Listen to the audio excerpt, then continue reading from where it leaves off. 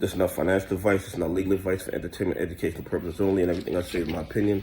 Please don't make any financial decision based on anything I say in these videos. That being said, hit the like button, subscribe button, all that YouTube algorithm stuff, so you get the videos I put them out. See what I'm thinking, see how I'm analyzing that data. Listen, the corruption with FTX, probably we won't see the bottom of this probably for another 5 years, because every day, multiple times a day, just more evidence of corruption and fraud and malfeasance is released. And now we have the blockchain 8. And the blockchain 8 are 8 politicians. These are 8 politicians, ladies and gentlemen, and they're 4 Democrats and 4 Republicans, so it's bipartisan. It's not like it's a Republican thing or a Democrat thing. You got 4 from each side who wrote a letter to the SEC telling to cease and desist their investigations of the crypto market.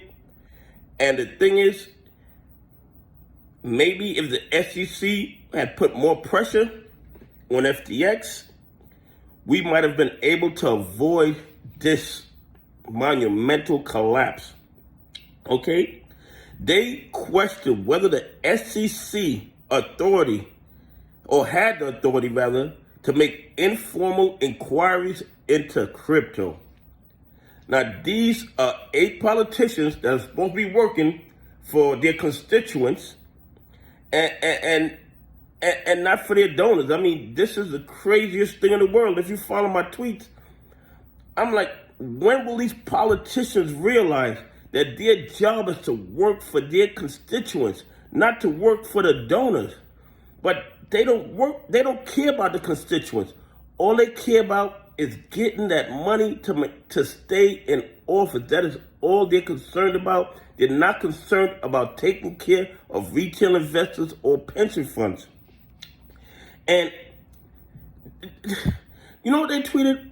My office has received numerous tips from crypto and blockchain firms that SEC Gary Gensler information reporting requests to the crypto community are overburdensome, don't feel particularly voluntary, and are stifling innovation.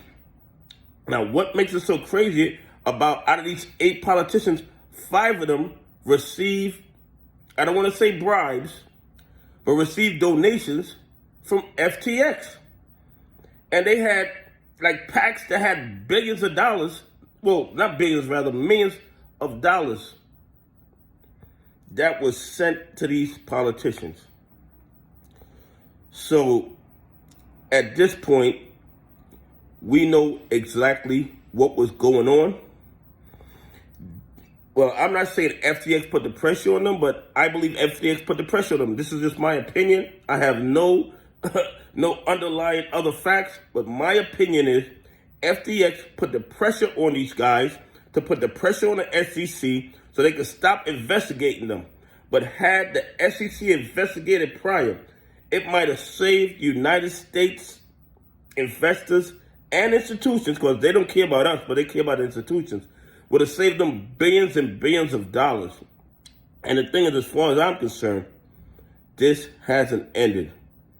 This hasn't ended. You're going to see more companies fall.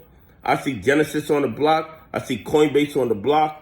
I see a lot of hedges that were using this fake FTT crypto as collateral.